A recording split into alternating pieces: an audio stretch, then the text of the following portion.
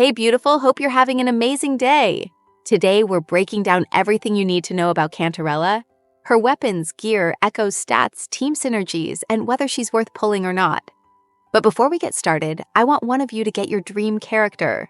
So we will be giving away a Lunite subscription when we hit 1,000 subscribers. Please subscribe and check pinned comment to participate. First up, her weapon.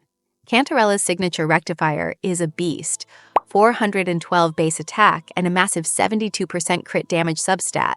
That alone makes it one of the best in its class. But what really sets it apart is the 12% attack boost and the soft dream buffs, which stack up and keep enhancing her echo skills, even when she's off the field. This makes her a consistent damage contributor, even in a support role. Now, a quick heads up, try to avoid the Shorekeeper rectifier. It's built for pure healers, which Cantarella isn't.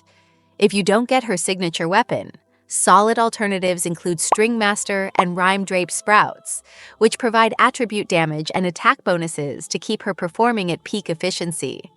A slight damage drop might happen when choosing one of these two options, but it's nothing significant. Both weapons provide great main stats, making her easier to build while still highly effective. Now, what about her best gear? That depends on how you want to play her.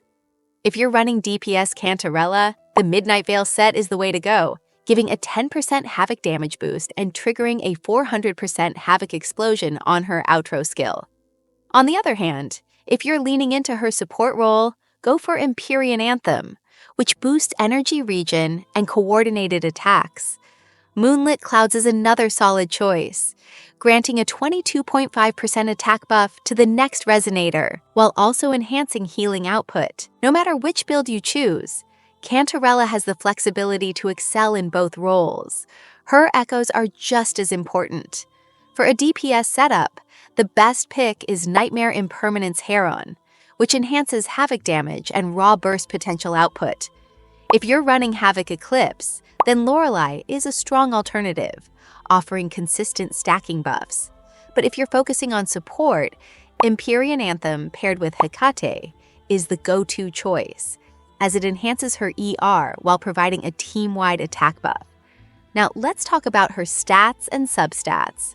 For DPS Cantarella, prioritize crit rate, crit damage, attack percent, and basic attack damage bonus. You'll want 4 cost echoes with main crit stats, paired with 3 cost echoes boosting Havoc damage. And make sure she has at least 120% energy regen to keep her skills cycling efficiently. If you're building her for support, shift the focus to 130% plus energy regen, healing bonus, and HP percent, making her a sustainable support option that keeps the team alive. Next up is skill leveling priority. For DPS builds, Resonance Liberation comes first, followed by Resonance Skill, Fort Circuit, Basic Attack, and Intro Skill. If you're running a healing-focused build, go for Fortay Circuit first, then Resonance Liberation, Resonance Skill, Basic Attack, and finally Intro Skill. The key is maximizing her strongest abilities based on your team's needs.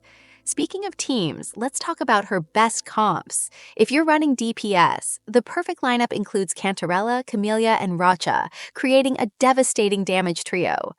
But if you're a free-to-play player, don't worry.